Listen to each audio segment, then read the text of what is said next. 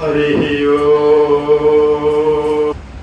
కనిశెట్టి నాగేంద్ర స్వామి వారి పాదపద్మములకు నా హృదయపూర్వక నమస్కారాలు తెలియజేసుకుంటూ, అలాగే మునిగాల కోటేశ్వరరావు గారి యొక్క పాదపద్మములకు నా హృదయపూర్వక నమస్కారాలు తెలియజేసుకుంటూ, గుమ్మడి ఎల్లయ్య గారి గురువు గారి యొక్క పాదపద్మములకు నా హృదయపూర్వక నమస్కారాలు తెలియజేసుకుంటూ, మన గ్రామంలో ఈరోజు ఈ కార్యక్రమానికి ఏం చేసిన మీ అందరికీ కూడా వేదిక మీద ఉన్న వాళ్ళకి, అలాగే మీకు అందరికీ నా హృదయపూర్వక ధన్యవాదాలు తెలియజేసుకుంటూ, ఇలాంటి కార్యక్రమాలు మన గ్రామంలో జరగటానికి మూలమైన బీజం ఎప్పుడో పడి ఉంది. ఈరోజు మనం కొత్తగా చేస్తుంది ఏమీ లేదు. ఎందుకంటే అనేక సంవత్సరాల నుంచి కూడా మనం పుట్టక తల్లికి కూడా ఇక్కడ ఆధ్యాత్మిక వాసన ఉన్నది ఈ గడ్డ మీద. అప్పటి నుంచే నడుస్తూ ఉంది. ఇలా అనేక గ్రామాల్లో కూడా జరుగుతూనే ఉందిలే, కానీ కొద్దిపాటి విధానంలోనో సందర్భానుసారంగానో జరుగుతూ ఉంటుంది. ఒక సంవత్సరంలో అనేక కార్యక్రమాలు చేసే మహత్తర భాగ్యం ఈ గ్రామానికి అందింది. దానికి మూలం పెద్దలు, పూజ్యులు, గురుదేవులు. ఈ మహనీయులు మన గ్రామానికి వస్తూ పోతూ ఉండటం వల్ల ఈ మార్పులన్నీ వచ్చినాయి. ఇంతమంది భక్తులు, గురువులు, శిష్యులుగా ఈ గ్రామంలో తయారు కావడానికి మహనీయుల యొక్క మాట, వారి విధానము, వారు చేసిన త్యాగము అనేక విధాలుగా చెప్పుకోవచ్చు. ఏ ఒక్కటి ఊరకనే రాదు. అలా వస్తే అది నిలవదు కూడా. ఎంతో శ్రమ చేస్తేనే ఇక్కడ ఇన్ని కార్యక్రమాలు జరుగుతూ ఉన్నాయి.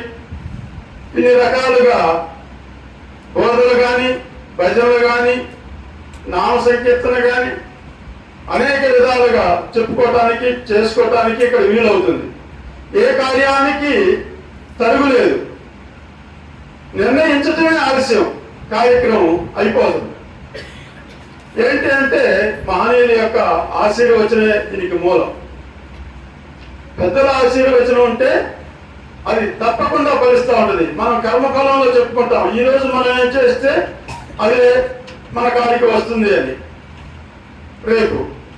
మరి ఇలాంటి విషయాలు మనం అనేక సార్లు అనేక విధాలుగా ఎన్నదాన్ని ఆచరించుతూను, ఆచరణలో సాధ్యమైనంత వాటికి పెడుతూ, నడుస్తూ, ప్రయాణం చేస్తూ ఉన్నాం. సరే, గ్రామం అన్న తర్వాత అందరూ ఇదే మార్గంలో ఉంటారా అంటే ఉండలేరు. అన్నీ అవసరమే, శ్రమ అవసరమే, ఎవరి కర్తవ్యాలు వాళ్ళకు ఉంటాయి. వారి యొక్క నడకలో అది మూలం అయి ఉన్నది కాబట్టి జీవనోపాధికి అది కూడా ముఖ్యమే. అయితే జన్మ ధరించడానికి మటుకు ఏదో ఒక రోజు ఈ మార్గాన్ని అనుసరించి ఇందులో ప్రయాణం చేయాల్సిన పరిస్థితి ఉంది. ఈ జీవుడు ధరించాలి అంటే ఈ జన్మలోనే, మానవ జన్మలోనే ఈ అవకాశం ఉన్నది కనుక ఈ యొక్క వచ్చిన అవకాశాన్ని సరే కొన్నాళ్ళు అర్థం కానప్పుడు చేయకపోయినా అర్థమైనాక ఈ మార్గాన్ని, మార్గ యొక్క మూలమైన విషయాన్ని గుర్తెరిగి దీన్ని ధరింపజేసుకోవడానికి మనం మెట్లు వేసుకోవాలి. అలా కాకపోతే మళ్ళీ జన్మలు జన్మలు జన్మలు అనేక జన్మలు పుట్టి అందులో ఉన్న బాధలని, కష్ట సుఖాలని భరించలేని స్థితిని పొంది మళ్ళీ ఎంతో కొంత పుణ్యం చేసుకొని పుణ్యం యొక్క ఫలితం వల్ల మళ్ళీ కొన్నాళ్ళకి మానవ జన్మ రావాలి. అలా ఇన్ని జన్మలు మారి మళ్ళీ ఆ ధరించడానికి ప్రయత్నం చేసే మనం ఈ వచ్చిన జన్మని కొద్దిగా మనసు పెట్టి, ఆలోచన పెట్టి, ప్రయత్నపూర్వకంగా కనుక చేసుకోగలిగితే ఇప్పుడు ఈ జన్మలోనే ధరించే మార్గం దొరుకుతుంది కనుక శ్రద్ధతోటి భక్తితోటి భగవత్ తత్వంతో మనసుని నిండుగా తయారు చేసుకొని అనవసరమైన వ్యాపకాలను మొత్తాన్ని తగ్గించుకొని అవసరం ఎంతుందో అంతవరకు వాటిని కూడా తీర్చుకోవాలి. అవసరమైన వాటికి వాటిని తీర్చుకుంటూ అనవసరమైన వ్యాపకాలలోకి ఈ మనసును పోనీయకుండా ఇటు మలుపుకోగలిగితే ఆ జన్మ ఎప్పటికీ ధన్యమవుతుంది. ఎందుకంటే తేనె ఈగల చెట్టు లాంటిది, కందిరీగల చెట్టు లాంటిది ఈ మనసు. దీన్ని కదిలిస్తే అనేక విషయాలలోకి చొరబడిపోతా ఉంటుంది, ఒకసారి నిలవదు. ఒక కందిరీగ చెట్టుకి రాయేస్తే వాటి ప్రభావం ఎలా ఉంటుంది? ఇష్టం వచ్చినట్టు ప్రవర్తిస్తాయి, ఎగబడతాయి.